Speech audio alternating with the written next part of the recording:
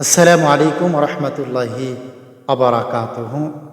সম্মানিত সুপ্রিয় দর্শক ভাই এবং বোনেরা, দেশে কিংবা প্রবাসে, কাছে কিংবা দূরে, সকলকে আন্তরিক মোবারকবাদ। অনেকেরই চোখের সমস্যা আছে, চোখের সমস্যা হয়।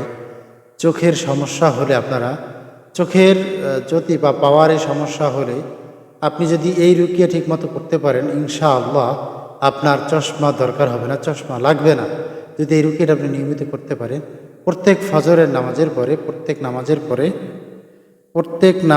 পরে পড়িয়া, প্রত্যেক নামাজের পরে সূরাতুল কাফ, সূরা কাফ, এই কাফের 22 নম্বর আয়াত প্রত্যেক নামাজের পরে পড়ে এইভাবে ফু দিয়ে মুখে, এই আঙ্গুলে ফু দিয়ে, 2 আঙ্গুলে ফু দিয়ে চোখে লাগিয়ে দেবেন, চোখে লাগিয়ে দেবেন। 2 আঙ্গুলে এইভাবে ফু দিয়ে চোখে লাগিয়ে দেবেন। সূরা কফ এর 22 নম্বর আয়াত, এই আয়াত তেলাওয়াত করে প্রত্যেক নামাজের পরে আঙ্গুলে এইভাবে ফু দিয়ে চোখে মালিশ করবেন। এইভাবে চোখে মালিশ করলে ইনশাআল্লাহ আপনার চোখের জ্যোতি 40 দিনের ভিতরে আল্লাহ পাক ফিরাই দেবে, কোরআনের এই আয়াতের বরকতে।